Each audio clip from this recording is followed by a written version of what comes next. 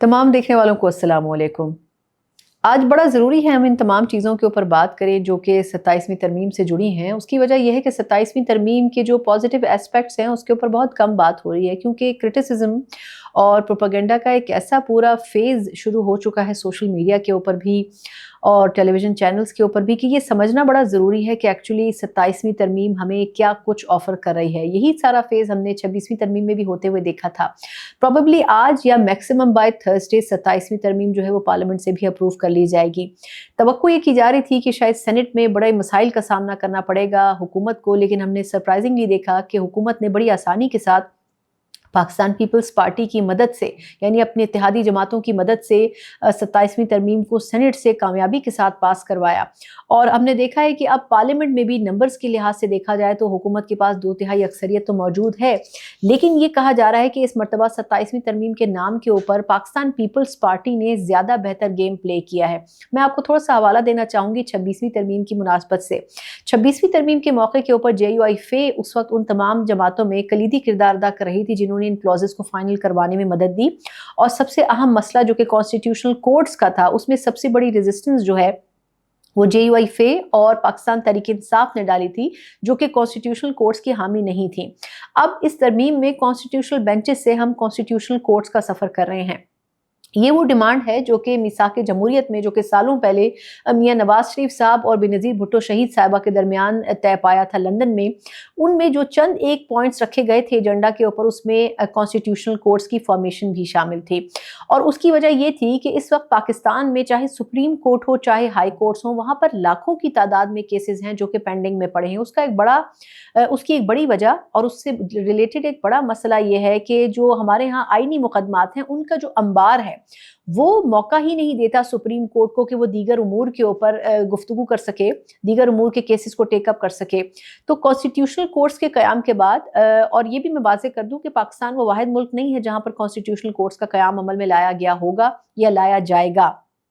तो एक बहुत बड़ा बैगेज जो है वो सुप्रीम कोर्ट के पास से भी और हाई कोर्ट्स के पास से भी वो ख़त्म हो जाएगा या कम हो जाएगा जब ये आईनी जो मुकदमात हैं जो कि मुख्तलिफ सियासी जमातों या दीगर स्टेक होल्डर्स की तरफ से दायर किए जाते हैं, जिनका बुनियादी मकसद वक्त का ज़िया भी होता है या फिर समटाइम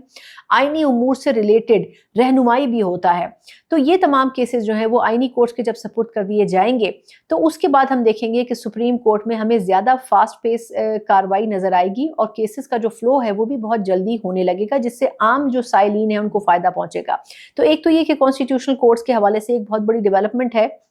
जिसके हवाले से इस वक्त तो तनकीद हो रही है, लेकिन इसके दूररस जो नताइज हैं वो बहुत बेहतर होंगे। फिर इस पर भी बात करनी बड़ी ज़रूरी है कि आर्टिकल 248 के ऊपर बड़ी बहस हो रही है कि सदर या वज़ीर आज़म के इस्तिस्ना से मुताल्लिक कुछ होना चाहिए था। अब अगर आपको याद हो तो वज़ीर आज़म एक दिन पहले ये कह चुके हैं कि उनका नाम किसी किस्म की इस्तिस्ना में ना डाला जाए, और ये बहुत ही एक मुस्बत कदम है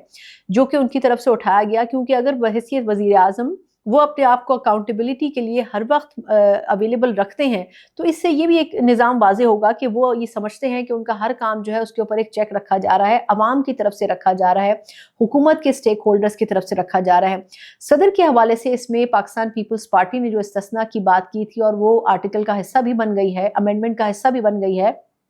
उसकी बुनियादी वजह ये करार दी गई है कि सदर पाकिस्तान का जो ओहदा है वो अब अलामती है, वो ऑनररी है, उसको एग्जीक्यूटिव के तौर पर नहीं लिया जाना चाहिए। और मुल्क के अलावा यानी पाकिस्तान के अलावा दुनिया के कई ममालिक ऐसे हैं जहाँ पर जो ऑनररी ओहदे होते हैं उन पे दौरान उनकी जॉब या टेन्योर किसी भी किस्म के जो मुकदमात हैं वो नहीं किए जाते। उसमें भी पाबंदी ये रखी गई है कि किस किस्म के मुकदमात, दीवानी मुकदमात या सिविल मुकदमात, तो उसमें भी लॉबरेशन की गई है जो कि ये आर्टिकल या ये अमेंडमेंट वज़ा करती है। लेकिन ये सिर्फ इसलिए होता है कि अगर आप एक इंतहाई सुप्रीम ओहदे के ऊपर फाइज हैं तो उसमें आपके ऊपर गैर ज़रूरी और झूठे मुकदमात ना कायम किए जाएँ, लेकिन उनका हरगिज़ मतलब ये नहीं होता कि आप जब अपना ये ओहदा छोड़ देंगे उसके बाद वो मुकदमात आपके ऊपर कायम नहीं हो सकते। वो मुकदमात बिल्कुल कायम होते हैं, लेकिन उनकी कार्रवाई उस वक्त शुरू होती है जब आप अपने ओहदे को छोड़ देते हैं। तो ये पाकिस्तान पीपल्स पार्टी ने ऑनरी ओहदे को मद्देनजर रखते हुए एक डिमांड की थी जो कि मुस्लिम लीग नून ने मानी है। फिर अगर देखा जाए तो बल्दियाती सिस्टम के हवाले से मुत्तहिदा कौमी मूवमेंट की जो बड़ी दरीना रिजर्वेशन थी, वो उसमें एक नेगेटिव पहलू ये रहा कि उनको इस मरतबा फिर पेंडिंग यानी बैक बर्नर पर डाल दिया गया। और सबसे बड़ा मसला ये था कि पाकिस्तान पीपल्स पार्टी इसके ऊपर अग्री नहीं थी, और अगर पाकिस्तान पीपल्स पार्टी इस मरतबा साथ ना देती तो यकीनन मुस्लिम लीग नून के लिए ये बड़ा मुश्किल होता कि वो इस अमेंडमेंट को पास करवाते, क्योंकि इस मरतबा 26वीं तरमीम की तरह JUIFA की जो स्ट्रेंथ है वो शामिल नहीं थी। पिछली मरतबा आपको याद होगा कि सेनेट और कौमी असम्बली दोनों में JUIFA ने भरपूर सपोर्ट किया था, लेकिन इस मरतबा उनके बगैर ही ये अमेंडमेंट बड़ी आसानी के साथ पास हो रही है। तो इसलिए मुत्तहिदा कौमी मूवमेंट की जो डिमांड है उसकी कुर्बानी देनी पड़ी। और बज़ाहिर देखा जाए तो इसमें आर्टिकल 243 के ऊपर भी बड़ी डिबेट हो रही है, जो कि चीफ ऑफ डिफेंस फोर्सेस के हवाले से वज़ा किया गया है। देखिए, इसमें ये समझना बड़ा ज़रूरी है कि इस वक्त के सिनेरियो में हम कहाँ खड़े हैं। मैं हवाला इसलिए देना चाहूँगी कि एक दिन पहले जो दहशतगर्दी के 2 बड़े वाक़यात हुए, यानी कि इस्लामाबाद में दहशतगर्दी का वाक़या होना और फिर वाना में जिस तरीके से जो कैडेट कॉलेज है उसके ऊपर दहशतगर्दों का हमला होना, इसमें कोई दो राय नहीं है कि हमारी सिक्योरिटी फोर्सेस ने दोनों ही हमलों में ना सिर्फ ये कि पूरी कोशिश की इन तमाम चीज़ों को कंट्रोल करने की, बल्कि कैडेट कॉलेज को क्लियर करवाने की भी भरपूर कोशिश की और जिसमें कामयाब भी हुए।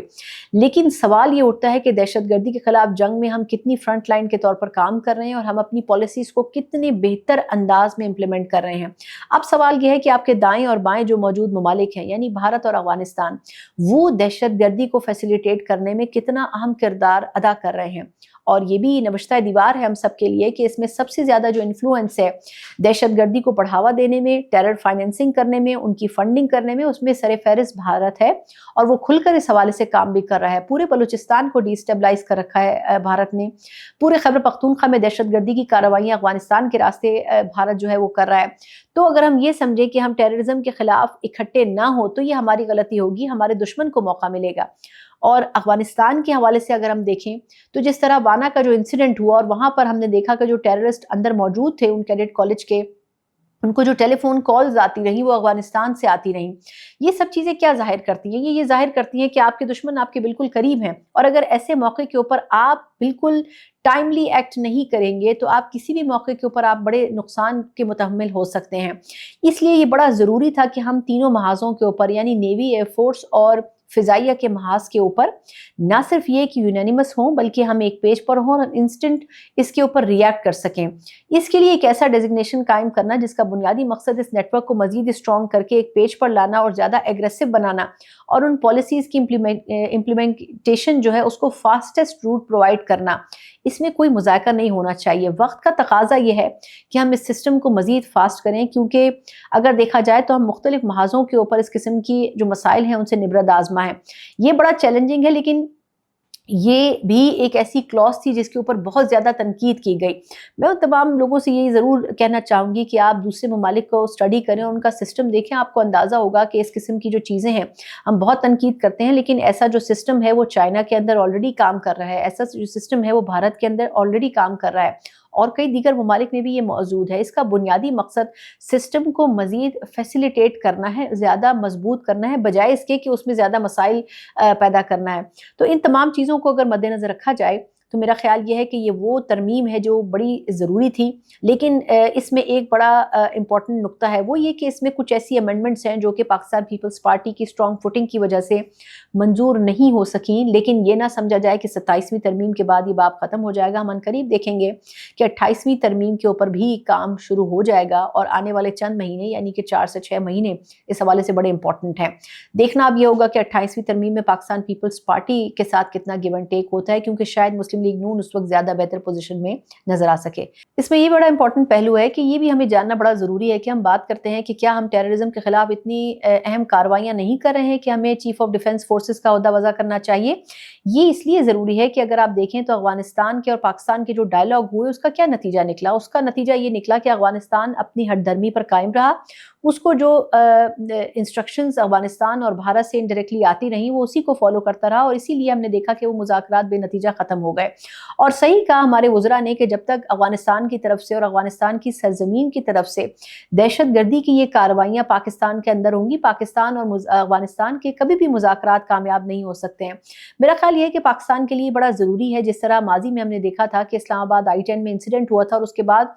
پاکستان نے بڑا ووکل ہو کر یہ کہا تھا کہ اسلام آباد میں موجود تمام جو انلیگل رہنے والے افغانی ہیں ان کو نکالا جائے. اس پالیسی کے اوپر بڑی چیخیں نکلی تھیں افغانستان کی حکومت کی طرف سے، لیکن اس پالیسی کی امپلیمنٹیشن یہ ہوئی کہ بڑے عرصے تک پھر اسلام آباد میں ایسا کوئی انسیڈنٹ نہیں ہوا. لیکن جہاں دہشت گردوں کو موقع مل رہا ہے وہ اس چیز کا فائدہ اٹھا رہے ہیں. تو میرا خیال یہ ہے کہ جو 27ویں ترمیم ہے وہ کسی ایک چیز کا احاطہ نہیں کرتی ہے،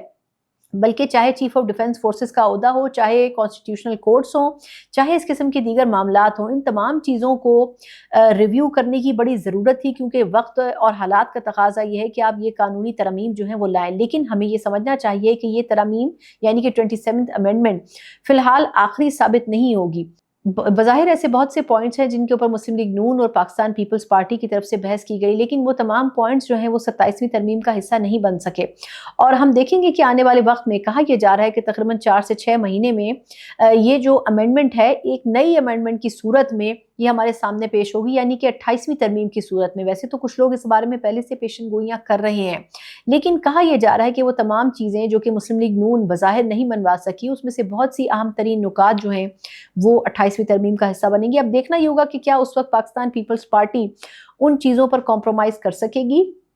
یا مسلم لیگ نون کو کمپرومائز کروا سکے گی. بظاہر تو ایسا لگتا ہے کہ اس وقت مسلم لیگ نون زیادہ بہتر پوزیشن میں ہوگی، وقت اور حالات یہی کہہ رہے ہیں. لیکن دیکھنا ہوگا کہ آیا 28ویں ترمیم کس کو زیادہ فائدہ دیتی ہے، آیا مسلم لیگ نون کو یا پھر پاکستان پیپلز پارٹی کو. تمام دیکھنے والوں کا بہت شکریہ. اللہ حافظ.